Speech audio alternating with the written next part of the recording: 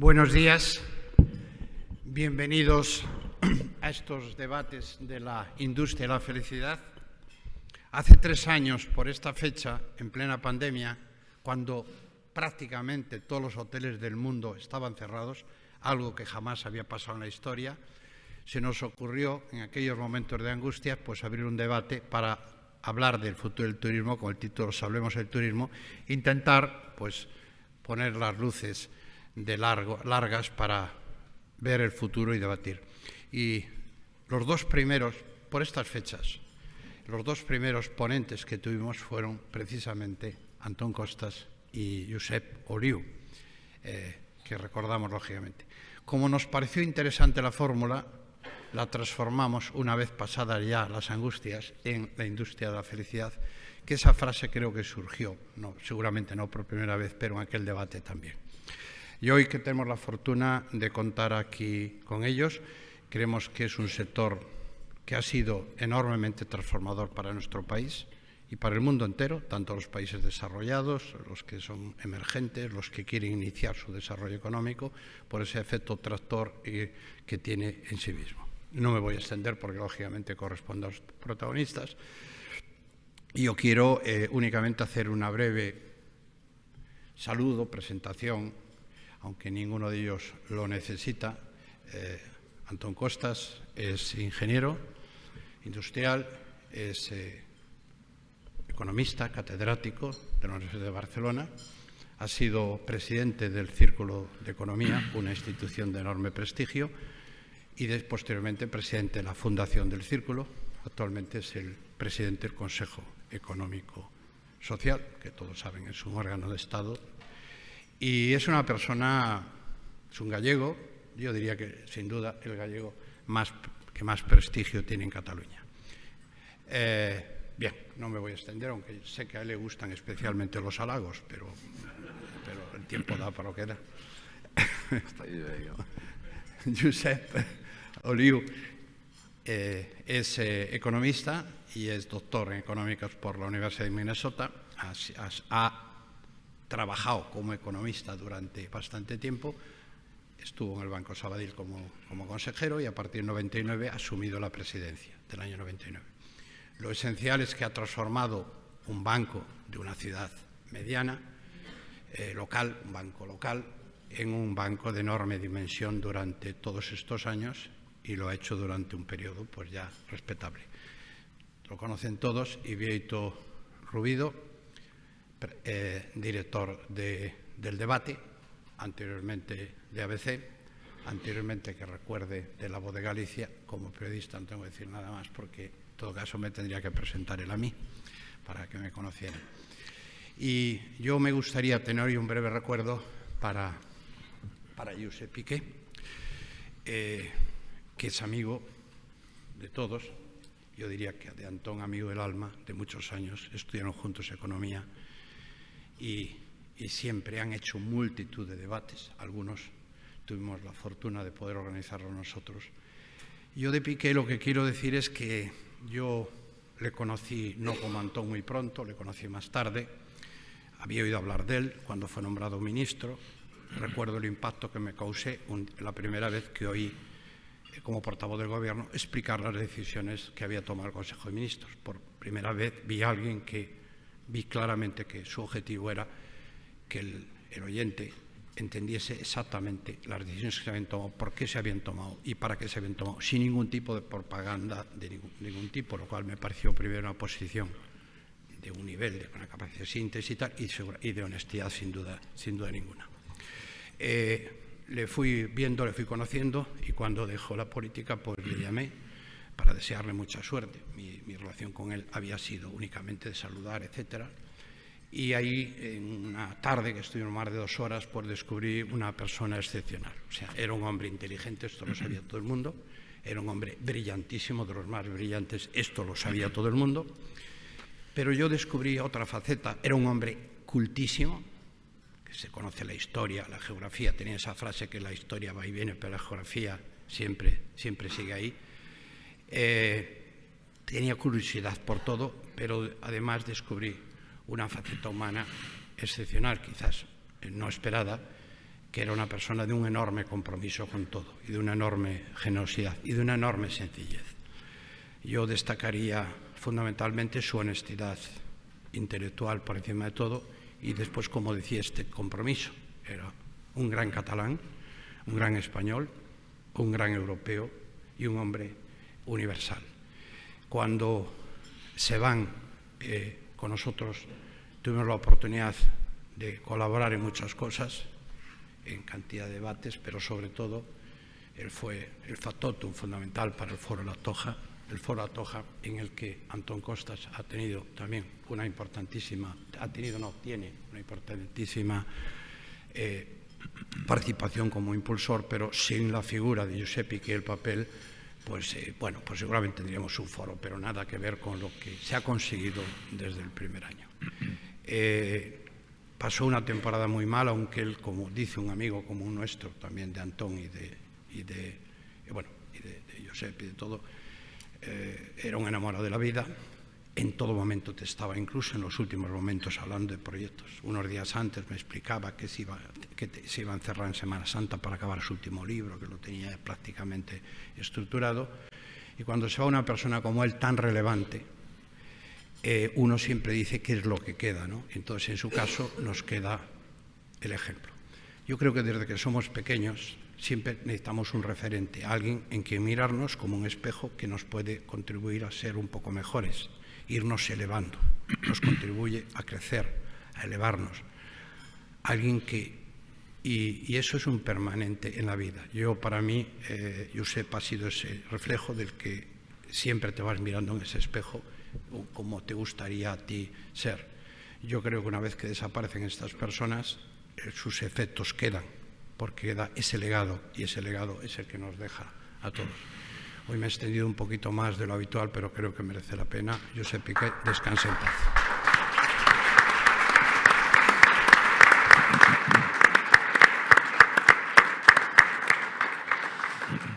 Pues muy bien, buenos días a todos. Ya no voy a hacer la presentación de los dos ponentes, del presidente del Banco Sabadell, el señor Oliu, y de Antón Costas, gallego, catalán, español. No voy a hacer ya una presentación porque ya la ha hecho muy bien Amancio y además la inmensa mayoría de todos ustedes los conocen. Vamos a hablar de la industria de la felicidad, que efectivamente, no sé si Amancio no ha sido muy pretencioso, ahora que hay mucho que está de moda este debate entre los epicúreos, los estoicos, todo esto que se está poniendo de nuevo de moda. No sé si el turismo es exactamente la industria de la felicidad. En todo caso, lo que sí es cierto es que ser dueño del tiempo, ser dueño de tu tiempo, de tu ocio, sí tiene bastante que ver con la capacidad del ser humano para ser feliz. Y el turismo, no cabe duda, que tiene mucho que ver con todo eso y además, como decía un antiguo vicepresidente económico de este país, el turismo es el petróleo de España. Y lo notamos cuando aparece la COVID y lo notamos cuando los hoteles se cerraron y lo empezamos a notar ahora que efectivamente hay una recuperación notable y considerable. Hoy mismo escuchaba a primera hora en una de las cadenas radiofónicas de la mañana que Madrid, a pesar del éxodo, va a batir un récord de ocupación. Los hosteleros y los restaurantes están todos llenos, no hay mesas en un restaurante en el centro de Madrid, es decir, que hay como una especie de ansia, efectivamente, probablemente por buscar la felicidad. Entonces, sin entrar en mayores profundidades, si el turismo es o no la industria de la felicidad, yo quería empezar, en fin, por José Oliu, si podía hacernos desde la atalaya del Banco Sabadell unos rasgos, unos datos de si hay o no ya una recuperación cierta en el mundo del turismo y si esa recuperación también la podemos ver en la economía real de este país. Bueno, yo creo que la industria del turismo, el tema de la felicidad, si quieres, hablamos después, ¿no? Otro día. Pero en el tema del turismo, claro, ha sido la industria más impactada por el ciclo anómalo del shock de la COVID, ¿no? El PIB turístico, tenéis que pensar que en España el PIB turístico retrocedió un 60% en el año 20. y después se ha ido recuperando y por tanto ahora siempre estamos mirando qué ha pasado con la industria turística en comparación con el 19. En comparación con el 19, pues el año 21 todavía estuvo 30 y pico % por debajo del 19. El año pasado, en cambio, ya el 22 estuvo a nivel de 2% por encima del 19 en términos nominales, y este año se prevé que esté casi un 9,4%. Por tanto, de una cosa que bajó un 60% y que después se ha recuperado, estamos a unos niveles superiores al año 19. Quiere decir que es una industria fuertemente impactada por el hecho de la COVID, obviamente. Bien, ahora estamos viviendo momentos dulces en esta industria. Y estos momentos dulces, pues no quiere decir que no haya nubes, y eso está ahí, como hay nubes en todas partes y en todos los sectores de la economía. Pero estamos viviendo unos momentos dulces porque ¿por qué ha pasado eso de que a pesar de la inflación y a pesar de la inflación y a pesar de que la renta, pues oye, va, pero no a las velocidades que había ido? Se ha recuperado la renta, el PIB español prácticamente este año ya está a niveles del 19 y por lo tanto ahí estamos, pero obviamente la inflación puede haber hecho perder algo de poder adquisitivo y sin embargo la industria turística está en topes de utilización y de demanda, ¿no? De demanda. ¿Por qué está ocurriendo esto? Bueno, porque el COVID creó un ahorro en las familias importante. La situación de la economía española y de todas las otras economías del mundo ha generado pues, una bolsa de ahorro por parte de las familias durante el periodo del COVID. Hay una gran necesidad por parte de todo el mundo de salir a disfrutar de la vida después de un par de años de encierro. Y por lo tanto todo eso pues de alguna forma muestran esta gran eclosión de la demanda turística. ¿Cómo va a ir esto hacia adelante? Pues ya hablaremos. Yo te paso la palabra a ti, moderador, para que sigas preguntando cosas, ¿no? Antón, ¿tú cómo ves una recuperación cierta en el sector y en todo caso tiene una proyección en el resto de la economía del país? Buenos días, en primer lugar. Es un placer el volver a participar y de nuevo con Pep en estos diálogos. En primer lugar, me gusta mucho lo que estoy escuchando porque hablamos de la industria del turismo, le ponemos lo de industria, no del sector turístico, lo de industria. Y creo que tendríamos que sacar consecuencias del hecho de que le estemos llamando industria a una actividad de servicios. No me paro aquí, pero yo creo que esto es muy importante, ¿no? La idea de industria para mí, que vengo de la ingeniería y de la fábrica en la que he trabajado, la idea de industria para mí son actividades que han conseguido racionalizar, ¿no?, toda la cadena de valor de esa industria. Y yo creo que en el ámbito del turismo eso en parte aún está pendiente. En segundo lugar, me gusta que se le llame industria, especialmente en España, porque digamos así, el desprecio que hay por esta actividad en una parte de la inteligencia española, de la academia española, es muy importante, ¿no? Muchas veces cuando escucho de que hay que cambiar el modelo económico de España, aunque no se diga, presumo que el que lo está diciendo está pensando en que hay que hacer desaparecer el turismo, ¿no?, y la industria del turismo y de la construcción. Por lo tanto, la idea de hablar de industria turística me parece una buena forma de hablar porque implica cosas acerca de lo que tenemos que hacer aún en esta industria para consolidarla realmente como una industria de primer nivel, ¿no?, de primer nivel en todos los sentidos, hasta en el tecnológico, ¿no? La pregunta concreta, bueno, yo ayer noche, preparando un poco estas notas, esta charla de hoy, ayer noche me puse a leer los datos acerca de la economía española, de la europea, los datos que tiene mi propia institución, el Consejo Económico y Social, pero también los datos que utilizo con mucha frecuencia de Arcano Research, ¿no? Que creo he visto por aquí, además que está el responsable. Y los datos que muestra son, diría, son alentadores. Me he fijado en el consumo, que en definitiva es el petróleo de la actividad turística, ¿no? Y el consumo está comportándose con ahora se dice resiliente, ¿no? Con una resistencia a lo largo del 2022 y lo que llevamos del 2023, el consumo en general, insisto, se está comportando con una resistencia que la mayor parte de los pronósticos no esperaban. Y en particular, en los datos que he visto de Arcano, el consumo en ocio tiene un buen comportamiento, ¿no? Mi idea es un poco que 2023 es en términos similares, va a ser en términos similares a lo que ocurrió en el 2022.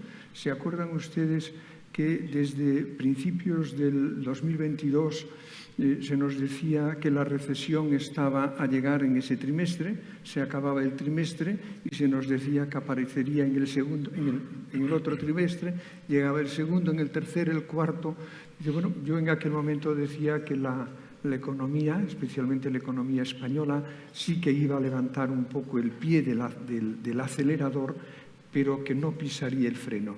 Mi idea es que ocurre en el 2023 lo mismo, es decir, vamos a ver que se levanta un poquito el pie del acelerador, pero no se va a pisar, insisto, el freno. Y uno de los grandes motores, el gran motor, creo que es el consumo.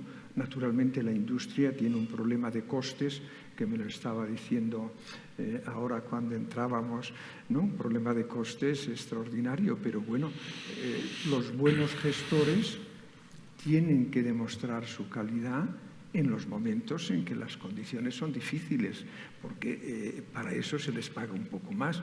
Si no valiesen para gestionar bien en situaciones difíciles, pues probablemente estaríamos... Valía cualquiera, ¿no? Bueno, a lo mejor nosotros lo hacíamos bien. Quizá, no nos han dado la oportunidad. No hay que descartarlo, ¿no?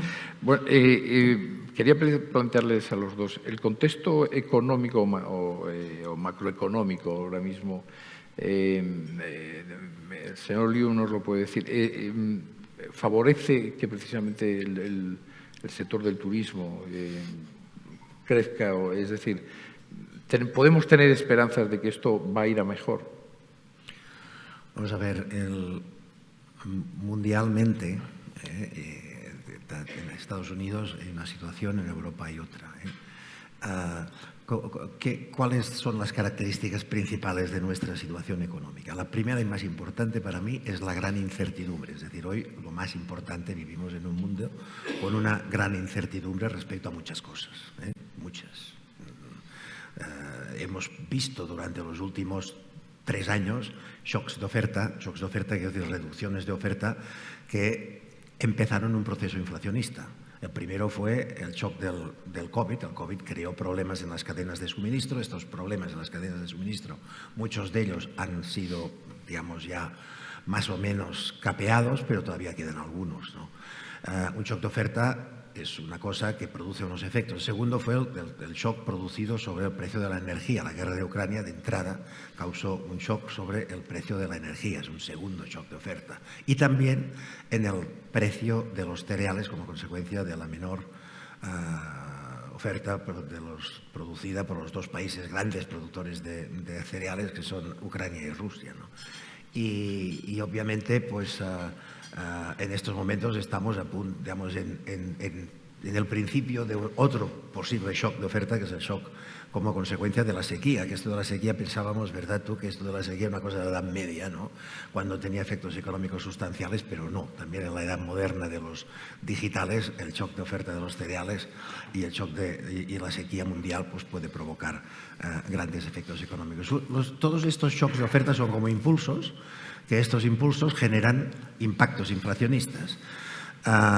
Hoy estamos viviendo que la inflación que vimos el año pasado como consecuencia de que el precio de la energía ha vuelto no a su nivel, pero sí ha echado para atrás, pues esto, la inflación en sentido general, pues está reduciéndose con respecto a la inflación que teníamos el año pasado. Pero el shock de oferta deja pozo y una vez empieza un proceso inflacionista queda todo lo que es, digamos, la inflación, algunos llaman de segundo nivel, es decir, la producida en el mercado de trabajo. En el mercado de trabajo o bien, y después como consecuencia del consumo, pues en la subida de márgenes y precios en el conjunto de los sectores de la economía. Y estamos ahí. Y estamos ahí y está Estados Unidos de una manera quizás más dramática que Europa. Es decir, mientras que los tipos de inflación están bajando en Estados Unidos y en Europa, la inflación subyacente en Estados Unidos está alcanzando niveles del 9% estamos ahora, y en cambio en Europa pues estamos también en niveles que va creciendo. No se ha conseguido reducir la inflación subyacente. Esta inflación subyacente es precisamente la que es más, en inglés diríamos sticky, es decir, pegajosa. La inflación subyacente es pegajosa, cuesta de hacerla bajar, porque ya no es una inflación causada por un shock que desaparece, sino que es el mecanismo inflacionista que se introduce en las expectativas de los agentes económicos, pues eso, para hacerlo bajar, pues costará más. La única forma que tienen hoy las autoridades para hacerla bajar, pues hay muchas, ¿no? Pero obviamente uno de los efectos, pues que haya más oferta de todo aquello que ha faltado. Esto es complicado, porque si hay una sequía, pues es complicado. Y el otro, pues es a través de la política monetaria. Con la política monetaria que se espera, pues más bien es respuesta a estas inflaciones que, si bien desde el punto de vista de crecimiento, pues se está viendo a nivel mundial que el crecimiento no es tan malo como hoy, no es tan malo como se había previsto, como decía Antón, a la que introducimos dentro de la ecuación las posibles consecuencias económicas de las actuaciones de política monetaria que se nos pueden venir encima en el futuro próximo, pues entonces el sesgo a medio plazo o a un año vista o a 2 años vista es más bien que el crecimiento será menor de lo que hoy pensamos que pueda ser, como consecuencia precisamente de la reacción de política monetaria para frenar la inflación. Yo, para mí, que veo esto. Los tipos de interés, pues los tipos de interés habéis visto que es un poco la muestra de esto, ¿no? En Estados Unidos, pues se espera que esta semana o con la próxima subida del FED, pues suba 25 puntos básicos, pero empieza a estar ya delante de las autoridades monetarias de Estados Unidos que la recesión para el año que viene es muy probable en Estados Unidos. En Europa, posiblemente el año que viene no habrá recesión, pero sí que el Euribor se ha situado ya en el 3,75. El tipo de llegada hoy está en el 3,75, es decir, eso es lo que está marcando. La expectativa sobre el tipo de llegada de tipos de interés de intervención del Banco Central Europeo está en el 3,75, pero lo que es más significativo es que nos está definiendo también las expectativas de mercado el tipo de post-llegada.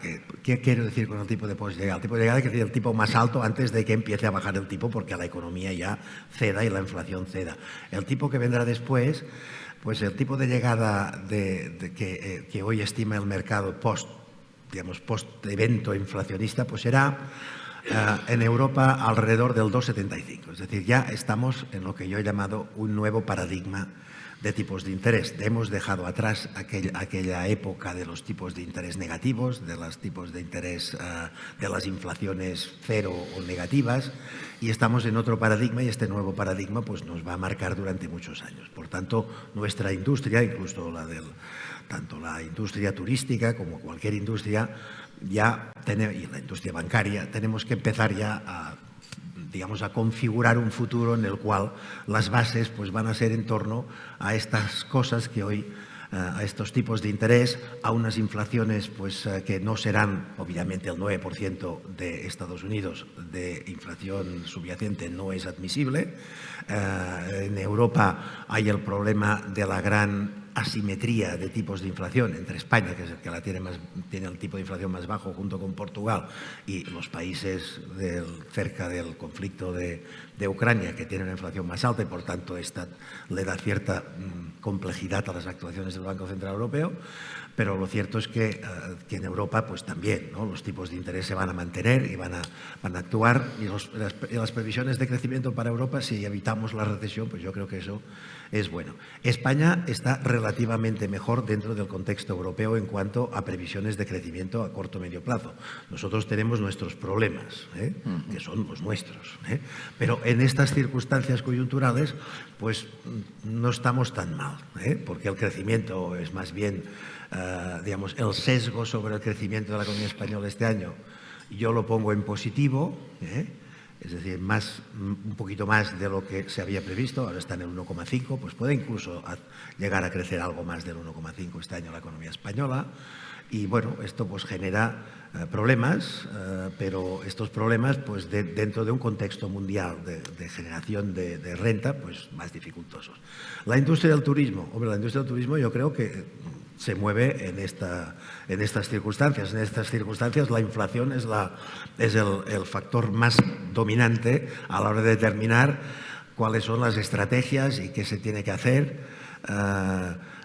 para, digamos, afrontar el futuro. Hoy la industria turística está, por decirlo así, beneficiada por un gran momento de demanda, pero castigada por un gran momento, entre comillas, de inflación y, por lo tanto, de inflación de los costes de todo tipo que repercuten en esta industria, ¿no? Y ante el futuro hay una incertidumbre sobre la demanda generada por a ver cómo va a evolucionar el PIB, sobre todo de los países que en España son fundamentales para son fundamentales hoy, no te digo en el futuro, pero son fundamentales para nuestra demanda turística, que son Inglaterra, Alemania y Francia, que son los principales, y después los otros dos países fundamentales, que es Estados Unidos y China, ¿no? Esto es un poco el panorama que hay. Y por otro lado, pues hoy hay tensiones en el mercado de trabajo. Y en España este es un problema, digamos, bastante estructural en estos momentos, ¿no?, que hay tensiones en el mercado de trabajo.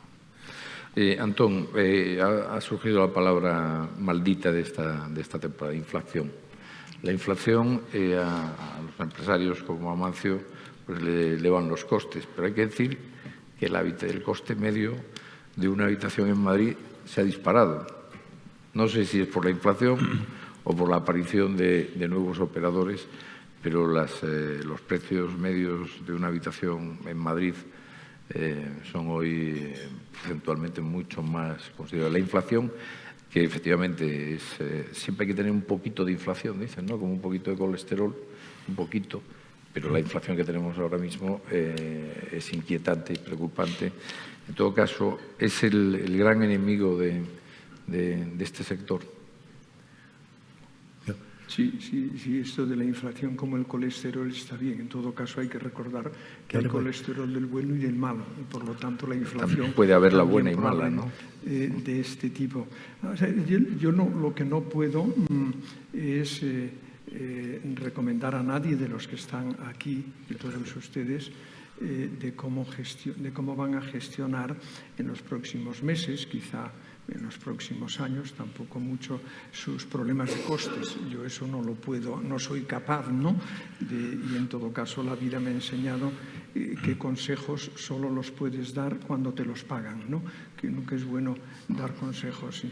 Porque tiene una, que es lo que he comprobado en la vida, si tú das un consejo a alguien y no has cobrado, cuando después esa persona comprueba que no has acertado, te viene a decir usted es un burro. Pero sin embargo, cuando lo has cobrado, no te vienen a decir que eres un burro. Es una cosa curiosa, ¿no? Por lo tanto, consejos, insisto, no les puedo decir nada de cómo tienen que gestionar ustedes los costes en los próximos meses, decía, o años. Pero en un escenario de inflación general, si me pongo a mirar la inflación general, yo no veo un proceso inflacionario en la economía europea, ni en la norteamericana, ni en la española.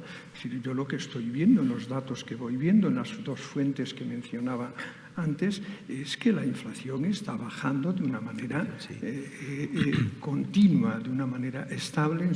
Es verdad que permanece esa inflación en algunos componentes, ¿no? Pero tampoco lo veo posible que permanezcan en los próximos años. Insisto, los pronósticos, las previsiones que se hacen de inflación hacia finales del 2023-2024 son todas las previsiones tienden a la baja. Lo mismo que los tipos de interés, ¿no? Los mercados están descontando tipos de interés a medio plazo claramente a la baja. Además es que creo que responde, esa idea de bajada responde a lo que en este lenguaje un poco esotérico que a veces utilizamos, llamamos los fundamentales, ¿no? Los fundamentals. Yo creo, en el escenario, insisto, de medio plazo, yo no veo una amenaza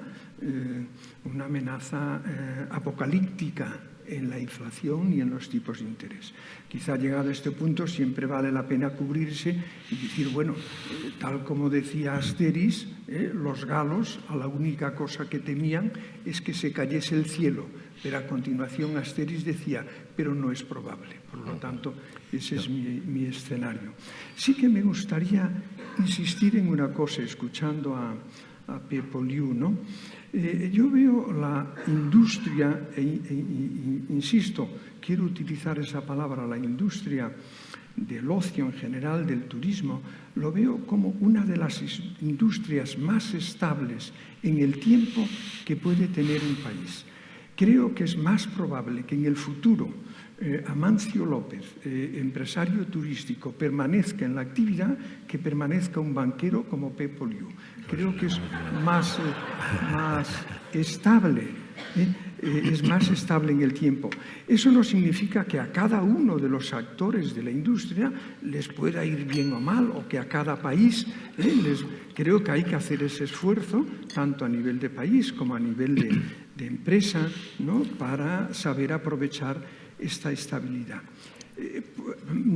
¿Por qué hablo de estabilidad? Porque a lo mejor no es una opinión así a buena pluma.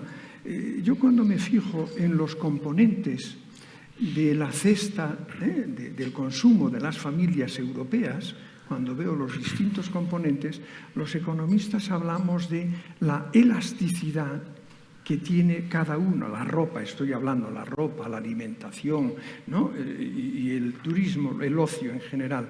Cuando veo la elasticidad de los diferentes componentes de la cesta de la compra del consumo de las familias europeas, yo veo que la elasticidad del ocio es muy baja. Significa que ante cambios de renta, las familias pueden reducir de forma inmediata la compra de vestido, ¿no? O hasta la comida, pero no reducen el gasto en ocio. Si esto es así, eso significa que la industria del turismo tiene por delante una demanda muy constante y en aumento, en la medida en que además algunos de los países emergentes vayan consolidando sus clases medias. Las clases medias, a medida que van apareciendo, lo que quieren es viajar, porque viajar es felicidad, ¿no? Es felicidad. Y yo creo que esto es un componente. Y en segundo lugar, para España, que hay un dato muy bonito que a mí me ha sorprendido, me lo daba hace poco el director de estudios del Banco de España, y es muy bonito, y querría acabar con esto y un reto, un desafío que creo que tiene la industria del sector turístico. Mire, cuando hablaba del consumo, un dato espectacular a mi juicio es que ¿por qué se está manteniendo el consumo en España cuando no lo esperábamos? Bueno, aquello del ahorro que se había hecho extraordinario en el 2021, tal. Sí, pero hay una cosa que es muy bonita. Dice, miren, una persona, un trabajador que tiene un empleo temporal, según el cálculo del Banco de España, dedica a consumo, la propensión marginal al consumo de un empleado, de un trabajador que tiene un contrato temporal, es de un 0,7. Es decir, de cada euro adicional dedica 70 céntimos al consumo. Este mismo trabajador, esta misma familia, si en vez de un contrato temporal tiene un contrato fijo, discontinuo, la propensión marginal al consumo pasa a 0,82. Es un incremento extraordinario. Por lo tanto, si logramos que nuestro país mantenga esta senda positiva de empleo y que ese empleo siga siendo de mejor calidad, ahí tenemos un elemento muy importante de mantenimiento de consumo y especialmente de consumo en ocio. Y acabo, yo creo que el sector suyo, el nuestro, el sector turístico, tiene un reto, un desafío, además de otros que son comunes, que es muy importante. Déjenme decirlo así, el de los buenos empleos. A mí me ocurre lo siguiente, cuando el curso va acabando, ahora no, es curioso estas situaciones que tenemos en nuestro país. Soy incompatible para dar clase, aunque no cobre nada por ellas. Incompatible, no puedes, es una cosa curiosa. Cuando daba clases, hacia el final del curso siempre me venían a ver mis mejores alumnos, los que acababan ya el grado, ¿no? Y normalmente te vienen a hacer una pregunta. Profesor, quiero hacer un máster. Me gustaría que me indicase qué máster debo hacer. Y yo mi primera pregunta siempre era, pero usted o tú, dependiendo el tratamiento que él me diese a mí, tú, ¿qué quieres hacer? ¿Quieres hacer carrera universitaria o quieres ir a trabajar en el mundo profesional? Dice, no, yo en el mundo profesional. Y mi respuesta inmediata era, pues máster ninguno. Al mundo profesional y dentro de unos años ya sabrá usted qué máster le interesa, ¿no?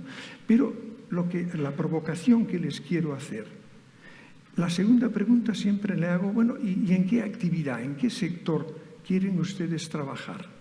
Y me comenzaban a dar nombres de sectores. En mis mejores alumnos no aparece como una de las opciones prioritarias el turismo. Aquí hay un problema reputacional. Cuando mis alumnos, mis mejores alumnos, me digan que quieren ir a la banca, espero que no tantos como en los años anteriores, a las tecnologías, y me digan al turismo, yo sé que en ese momento esa permanencia en el tiempo, esa calidad de la industria turística está asegurada. De todos modos, ese dato de los 70 céntimos... los 82. Los discontinuos. Bueno, no vamos a abrir esa polémica hoy aquí porque estamos hablando de la felicidad.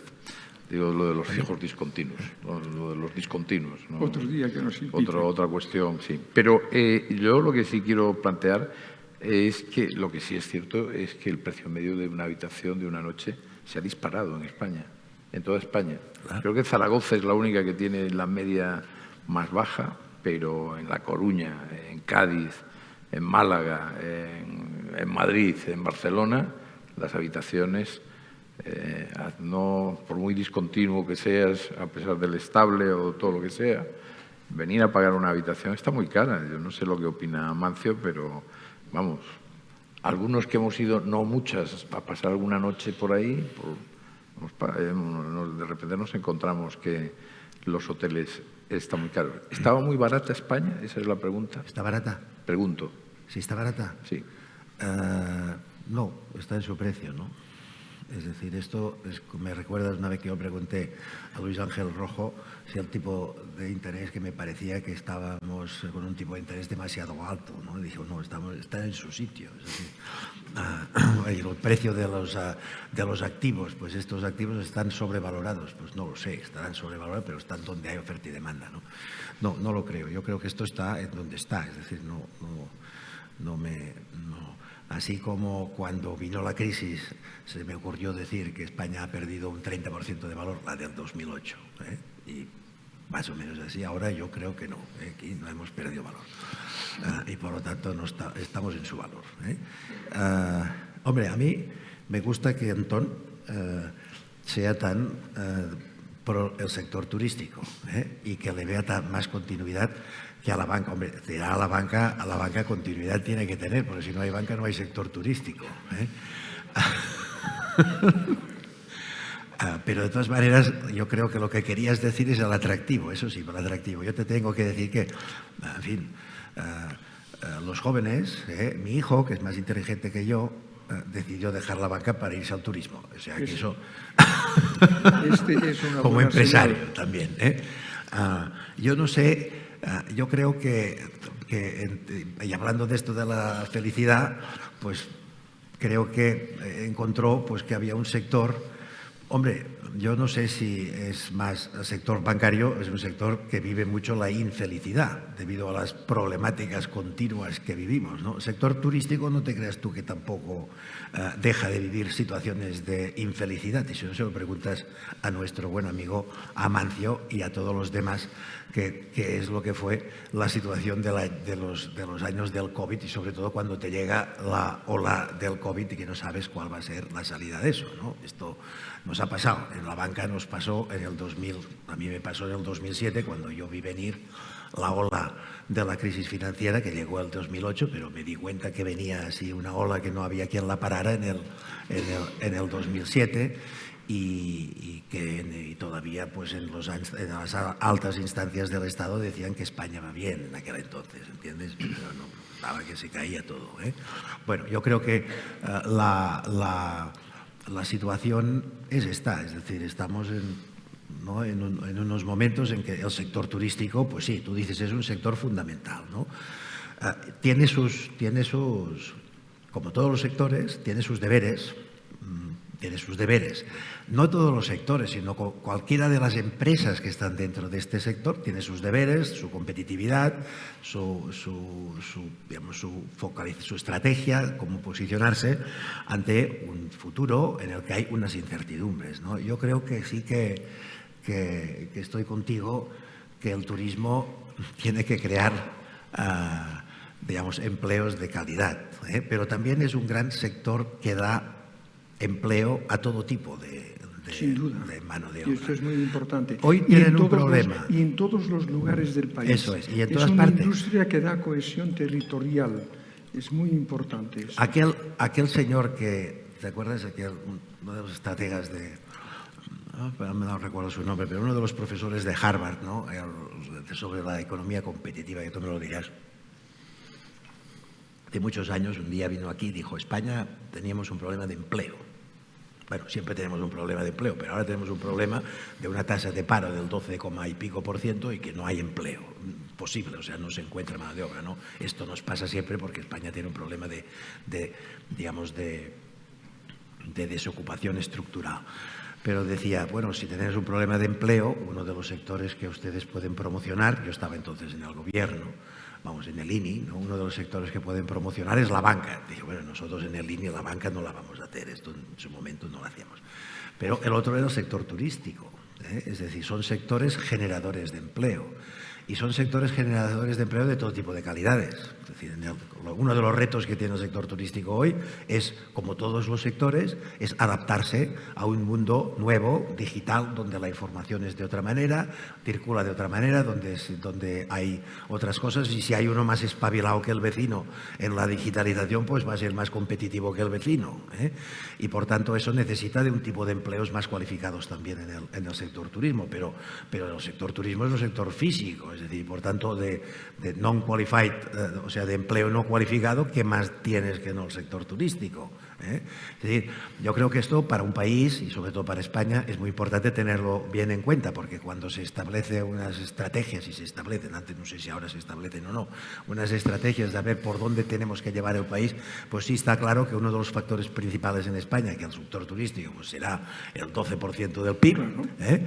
Entonces, pues es que este sector tiene que ser competitivo y mantenerse frente a todos los retos estructurales que pueda tener, ¿eh? ¿Qué retos estructurales tiene nuestro sector turístico? Pues hombre, no sé, si quieres, a ver si te parece a ti que son los mismos, ¿no? Y es que querías decir algo, Antón, sí, sobre las palabras de Oliu. 3 cosas, pero muy rápidas, puntuales. Yo me he acostumbrado a lo largo de los años, escuchando a Amancio, que él habla continuamente que hay que sacar a la gente de su zona de confort.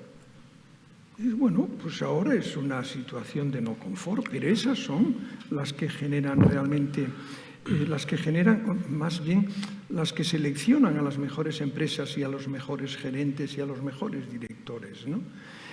Recuerdo a Amancio, no sé si ahora, que en el 2008 o algo así, Él me dijo un día la crisis, allí en medio. Dije, ¿y esto cuánto va a durar? Yo no sé si lo recuerda. Y en aquel momento es la ventaja que tienes como académico, ¿no? Y le dije, entre 4 y 5 años. Se puso. Estás loco, pero tú no sabes lo que dices, pero qué barbaridad. Bueno, después de pasado unos minutos le dije, oye, Amancio, ¿tú cuándo has dado los saltos? ¿Cuándo has crecido? ¿En los momentos de confort o en los momentos complicados? Se me quedó un momento, dice, no, en los momentos complicados. Es que yo qué les voy a decir a ustedes que son los gestores, pero han de ver cómo gestionan esta. Pero esta es una situación donde los mejores tienen un momento de oportunidad. Yo lo que no sé es cómo recomendarles nada. Segundo, vuelvo a insistir en la misma idea, porque vengo con esta, en catalán se dice dèria, con esta manía para hoy.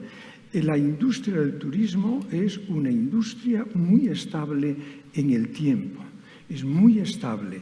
Segundo, tiene un problema reputacional. Y creo que lo tienen que abordar un poco. Es decir, tienen un problema reputacional.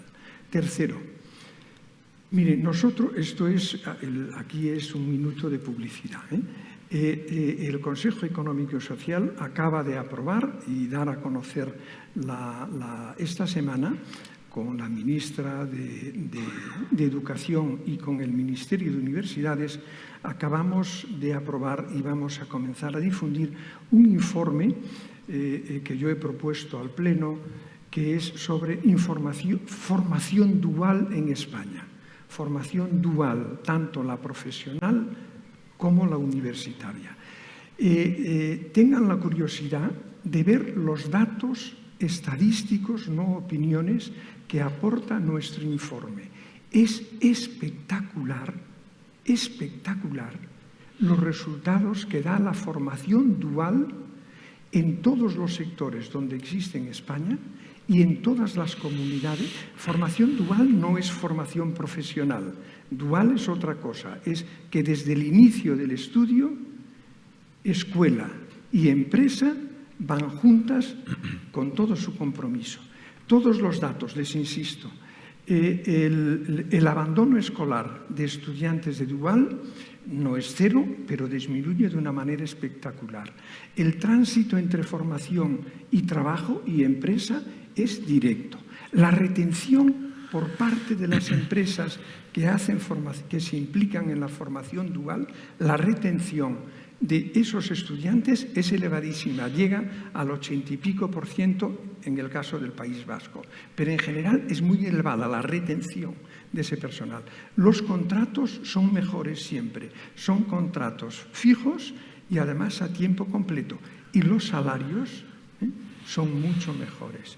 Yo creo que esta industria tiene que implicarse de una manera muy intensa, muy decidida en la formación dual, porque es la celestina que puede permitir en este país hacer matrimonio entre personas que quieren trabajar y no encuentran empleo y empresas que necesitan trabajadores buenos con habilidades, con capacidades. Yo creo que esto es de verdad, es un camino que esta industria como otras y ustedes como empresarios y empresarias tienen que seguir. Pues si os parece bien, para ir concluyendo ya, podríamos plantear, este es un reto que acabas de plantear, Antón, pero me gustaría que los dos ponentes, tanto Josep Bulliu como Antón Costas, cuáles son un poco los retos estructurales del sector turístico y el futuro, en definitiva. Tú nos das mucho optimismo hoy, Antón, vamos a irnos tranquilos de aquí, que una de las primeras industrias de este país, que es el sector turístico, tiene mucha estabilidad. Entonces el petróleo, eso que decía aquel vicepresidente económico, va a seguir fluyendo, pero los retos, porque es un sector también que hay que decir que tiene el turismo de compras, el turismo cultural, el turismo gastronómico. España es una potencia también en gastronomía. Por otro lado, ahí, aunque somos la segunda o la tercera potencia, depende si los franceses contabilizan los que vienen de arriba, que pasan por sus carreteras como turistas de ellos, pero bueno, somos la segunda o la tercera potencia del mundo. Pero hay otros mercados que a lo mejor tenemos muy abandonados, el mercado norteamericano, que no tiene la fuerza que tiene el europeo en España, o los chinos, que dicen que van a salir este verano 150 millones de chinos a viajar por el mundo, pero no precisamente a tomar el sol. Por tanto, Oliu, ¿cuáles son los retos estructurales de este sector para el futuro? Hombre, bueno, yo creo que hay un reto fundamental siempre en el sector turístico, que es el reto de inversión. Es decir, el sector turístico necesita permanentemente ir adaptando su oferta a la calidad que requiere el turista. Quizás hoy, para saber los retos del sector turístico, ellos lo saben mejor que yo, pero hay que ir a buscar las necesidades del cliente, y generar oferta en función de las necesidades del cliente. El cliente hoy va evolucionando en todos los sectores, sobre todo los sectores de consumo, hacia necesidades particulares y específicas, son diferentes, ¿no? Y la oferta turística pues tiene que ir evolucionando, que esta oferta se vaya adaptando a las necesidades del cliente y a darles experiencias turísticas. En el pasado la oferta turística de España, la primera que hubo, era simplemente un espacio para poder colocar al turista y que se bañara solo. Después ya vinieron los resorts, donde ya había un poquito más, pero cada vez más se está segmentizando, ¿no?, el tipo de necesidades. Esto mismo que decías tú, ¿no? O sea, hay turista que lo que quiere es el turismo de ciudad, pues es un tipo de cosa. Por tanto, el plantear un tipo de turismo de ciudad o de oferta turística de ciudad, que a veces es oferta turística, a veces es oferta de negocios, de convenciones, de simplemente de movilidad de los negocios por parte de los ejecutivos. Cada una de estas cosas tiene un determinado enfoque y probablemente pues el sector turístico hoy no es genérico, sino que hay segmentos turísticos y cada segmento es un mundo diferente. Por lo tanto, es un mundo complejo. Todo lo que sea diversificar la oferta turística y adaptar esta oferta turística a las necesidades del cliente y a las experiencias que el cliente pide en cada una de sus necesidades, digamos, de alojamiento temporal, pues todo eso va a mejorar nuestra competitividad. Eso lleva pues todo un proceso de digitalización, de inteligencia para saber dónde está el cliente, qué quiere, cómo llegar a él, etcétera. Yo creo que este es uno de los grandes retos de la industria turística española, ¿no? El otro pues es un tema que tenemos nosotros y que quizás con el mismo remedio se puede hacer, que es el tema de la estacionalidad. Aquí tenemos muchas zonas españolas que la estacionalidad es muy grande, pues el gran reto es a ver cómo generar cosas para las estaciones bajas, ¿no? O si no, pues al menos cómo diversificar la oferta turística entre zonas con estacionalidades complementarias. Pero el tema de la estacionalidad para mí es otro de los grandes temas que tienen ellos, ¿no?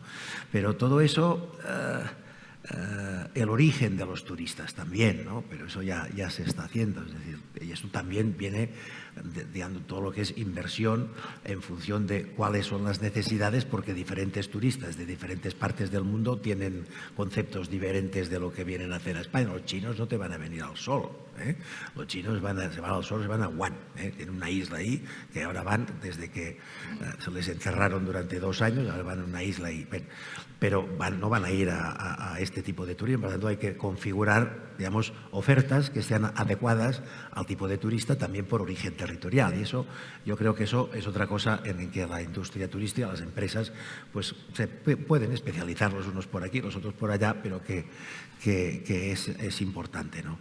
Pero en todos ellos el esfuerzo inversor, es decir, si tú me preguntas a mí, el esfuerzo inversor es permanente, es por donde empezamos. Oye, el turismo va a seguir invirtiendo. Nosotros como banco hemos apostado desde siempre por el sector turístico. Probablemente nos costó un cierto zapatazo a principios del año 20 porque nos identificaron a nosotros como el banco del sector turístico. Entonces, esto zapatazo por parte de las expectativas de inversor. Bueno, aquello no pasó nada, pero lo cierto es que seguimos y seguiremos apostando por el sector turístico. El banco tiene una cartera turística importante en España, en México y en Estados Unidos, fundamentalmente. Y bueno, yo creo que esto va a seguir ahí y pensamos que es uno de los sectores para nosotros de crecimiento y de prioridad en cuanto a nuestras inversiones, porque los riesgos ahí los tenemos bien aquilatados, los conocemos y sabemos que hay que ir ahí. Si alguna cosa nos enseñó la crisis del 2008, en el cual nosotros nos adjudicamos muchos hoteles y creamos incluso una empresa de gestión de inmuebles hoteleros, HI Partners, que después vendimos, pero que fue simplemente para recoger y gestionar un conjunto de hoteles que se habían colgados por el exceso de apalancamiento en aquellos momentos.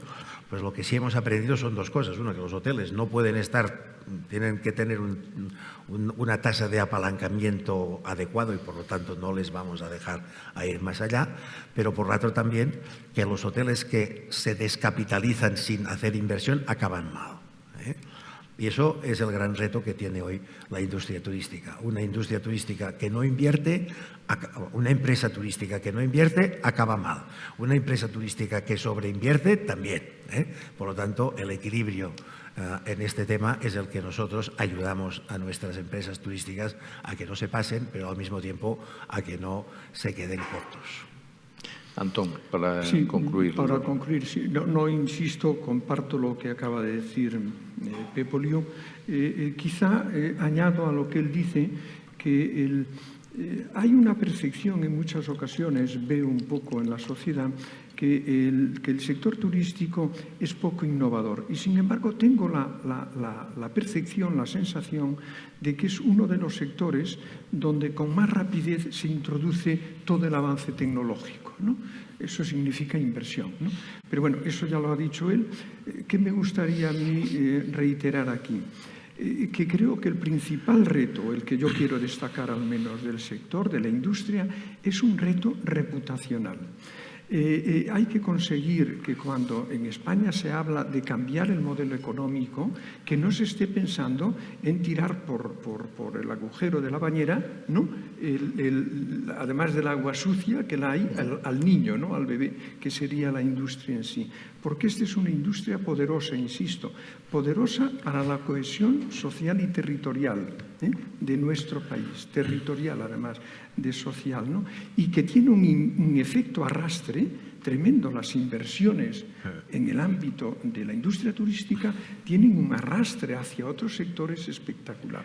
Por lo tanto, insisto, esta idea de reputación, de conseguir trasladar a la sociedad española y a los responsables de todo tipo públicos que esta es una industria muy poderosa. Déjame que te pregunte una cosa, ¿no puedo, no? Sí, claro. Cuenta más esto del efecto reputacional, porque yo entiendo el efecto reputacional malo que tenemos los bancos, pero el sector turístico, digamos, aparte del derivado de la congestión ciudadana en algunos sitios donde queda esto puesto, que esto se arregla, ¿dónde más viene? No sé si el presidente del Banco de Sabadell me quiere llevar a que haga una comparación entre la reputación del sector de él, pero en este caso recordaré que a un buen amigo, presidente también de una institución financiera, cuando hace un tiempo lo vi tan deprimido, decía, es que si volviese a ser joven quizá no me dedicaría a este sector. Le recordé una anécdota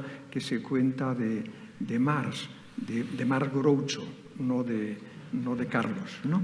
Y que Groucho le dice a un amigo, no le digas a mi madre esto que soy financiero. Ella cree que soy pianista en un bar que alterne, ¿no?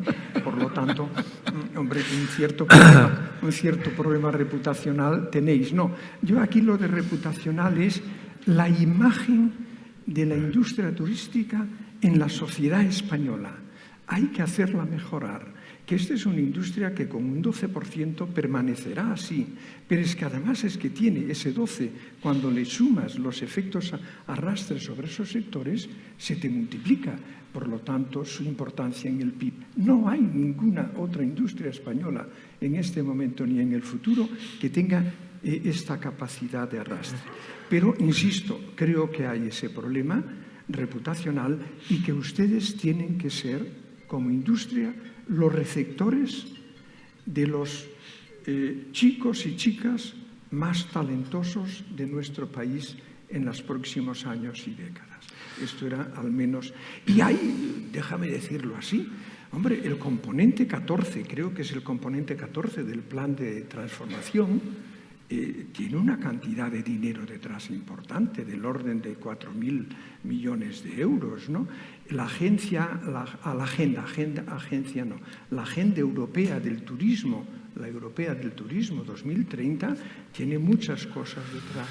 Es decir, yo creo que aquí hay un sector muy poderoso enfrentado a un proceso como otros de modernización que exige una inversión y probablemente también un cierto aumento del tamaño medio de nuestras empresas, ¿no? Y que ese aumento del tamaño medio se puede conseguir de muchas maneras. Uno, aumentando cada uno su tamaño medio, porque la mayor parte de los atributos que uno quiere desear de una empresa y un sector van muy unidos al tamaño. Pero el tamaño también se puede conseguir, como se hizo en el pasado, y es mi homenaje, Otusa, creo que se llama Otusa porque era Hoteles Reunidos, ¿no? Lo que hizo Amancio en su inicio de actividad fue reunir a hoteles pequeñitos para darles una competitividad, ¿no?, que no podían tener cada uno de ellos. Bueno, acciones de este tipo yo creo que hay que hacer, pero el sector, insisto, es una industria de futuro y muy potente. ¿Sabes lo que me ha gustado, Antón, de lo que has dicho? Dime. Lo de la formación dual, tú que estás en la universidad. Es muy importante. Eso, vamos, es muy importante. Pero no para el turismo, en general. En general, no. Les aseguro, léanse nuestro informe. Los resultados son espectaculares. Cuando lo presentaba a los periodistas, me preguntaron, oiga, pero ¿cuántas empresas en España están comprometidas con la formación dual, ¿no? Porque la formación dual es como una especie de taburete que tiene 4 patas. Es, por un lado, las familias. Hay que recuperar en las familias el prestigio social de la formación profesional. Hoy ya lo tienen los hijos, pero los padres no, ¿eh? Cuando te vienen a decir un hijo que quiere hacer formación profesional, comienzas a pensar que ahí hay un fracaso. Esto es tremendo. La segunda pata es la escuela. La tercera pata son las empresas. Si no hay compromiso, y me preguntan, ¿pero cuántas hay? Y el dato es el oficial, el 0,3% de todas las empresas vivas en España. Pero les digo a los periodistas, no se me queden con este dato. Miren el número cómo está aumentando. El número de empresas españolas que se están comprometiendo, Pep, con la formación dual es exponencial. Se pasó de 400 escasas en 2019 a 1.000 y un poco en el 2022, que son los últimos datos. Esto, de verdad, que creo que es una palanca extraordinaria en beneficio de las empresas, de los sectores, en beneficio de los ciudadanos de nuestro país y de nuestra prosperidad. Pero está bien que la posición que ocupas, digamos, estos informes y estos dictámenes bajen a nivel político, porque esto es lo más importante para mí, porque es uno de los grandes retos. Ayer hablaba con el vicepresidente de la COE de Castilla-León para organizar una jornada, probablemente en Valladolid o Palencia, sobre esto. Lo vamos a hacer porque les aseguro que es la Celestina que necesita nuestro país para unir esas dos necesidades. Personas que queriendo trabajar no encuentran empleo y empresas que teniendo necesidades que cubrir no encuentran. La Celestina es esto. Pues bueno, para terminar hay que decir que la conclusión es que hay que ser ambiciosos con el sector y que no ni resignarse ni nada de nada, sino ser ambiciosos. Es un sector, es una industria como habíamos quedado. Yo tengo, como eso es la industria de la felicidad, ya te decía, yo tengo con eso de la ambición que dices tú, lo importante para un empresario es ser siempre infeliz, es decir, ser siempre más ambicioso para conseguir nuevos retos. Y de vez en cuando vivir momentos de felicidad cuando los retos se consiguen. Chateaubriand decía que el hombre ambicioso, el hombre feliz, mejor dicho, el hombre feliz es el que pone límites a sus ambiciones. Claro, no puede ser. Yo veo aquí a Amancio como representante del sector, no pueden poner límites a sus ambiciones. Sería preocupante un banquero como Liu, cuando le aparezca un empresario que, bueno, yo me quedo aquí y no hago nada más, pues ya, entonces no se crece, ¿no? No hay que poner límites a las ambiciones del sector. ¿Puedo contar una anécdota de 2 minutos? En memoria de una persona que conocéis, muerto, y que yo le tenía un gran cariño. Salvador Gabarró. ¿Lo recordáis? En su etapa de Roca. Gerente general de Roca. Roca. Esto un día fue presidente del Círculo. Como sabéis, yo he estado también muy vinculado al Círculo, y comiendo en su despacho allí en la Diagonal, era cuando Roca había anunciado que compraba a su principal competidor europeo, que esto era una cosa tremenda. Y le dije a Salvador, pero Salvador, ¿por qué esta obsesión en crecer? ¿No? Y me dijo, dice, porque mira, cuando la pierdes suceden 2 cosas. Dice, si dejas de pensar en crecer, dejas de ser empresario. Eso sí, sigues siendo gestor de un negocio, un gestor honesto de un negocio.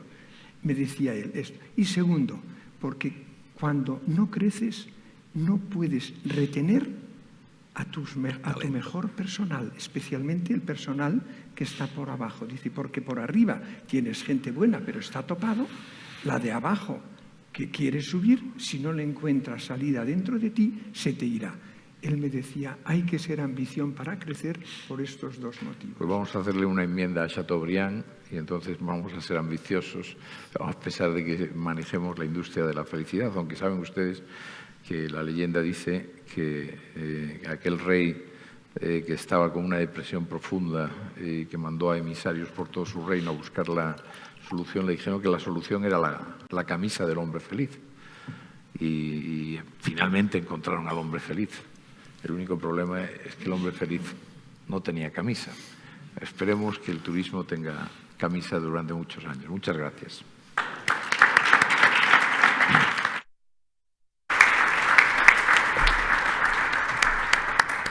Pocas veces he tenido tantas ganas de entrar en el debate. Sobre la ambición me gustaría decir algo. Yo creo que una siempre tiene que tener objetivos, pero no los debe alcanzar nunca. Lo que tiene que hacer es que conforme se acerca a los objetivos los vas tirando a lo lejos. ¿Por qué consiste en intentar alcanzar el objetivo?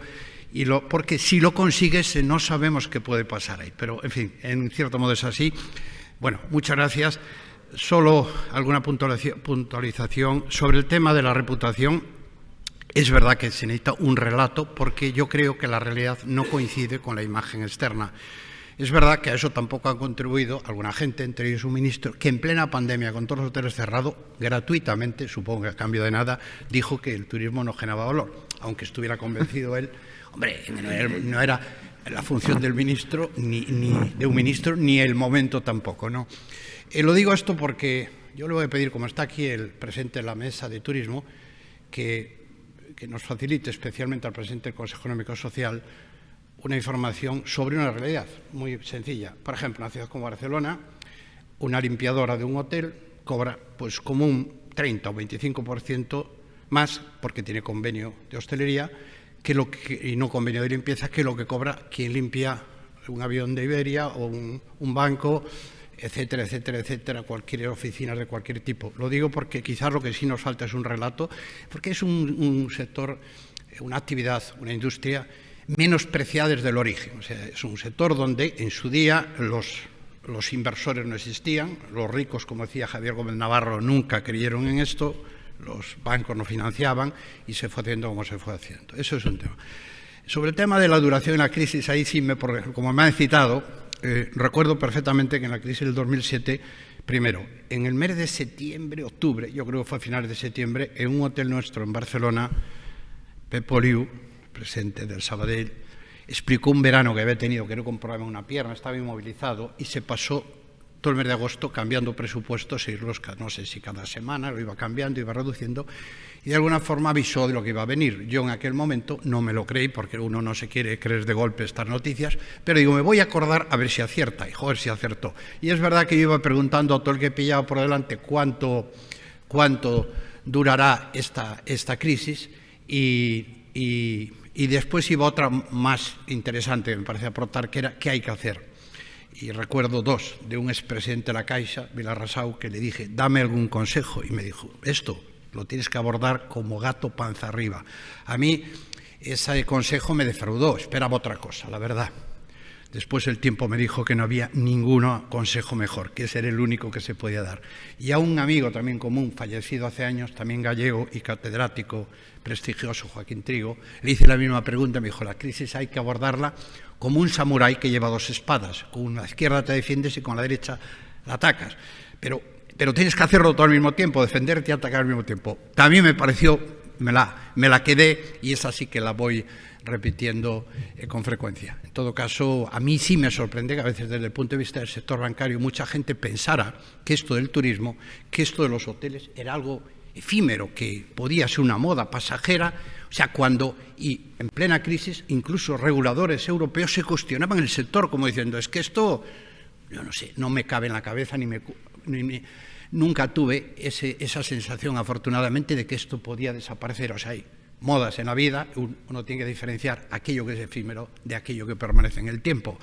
Las modas están bien para algunas cosas, pero en todo caso yo creo que efectivamente necesitamos sobre la formación dual, sin duda ninguna, como mínimo nosotros llevamos 8 años haciendo formación dual, mínimo 8 años, y es una experiencia porque además tú estás formando a aquellos que en principio tienen ya una vocación, con lo cual generalmente tienes un perfil de gente tremendamente implicada y comprometida. O sea, porque estás formando, dándoles apoyo a alguien que ya está, que entra en una profesión y que está muy vinculado. Bueno, en todo caso, muchísimas gracias, pues ha sido un lujo y además 3 años después, más o menos, volvemos y seguimos hablando con el tema, con lo cual ya con otras expectativas. Y también a Vieito, que, joder, le llamo continuamente, y Vieito que tengo, y Vieito siempre dice que sí, y como siempre dice que sí, pues le seguimos llamando. Muchísimas gracias.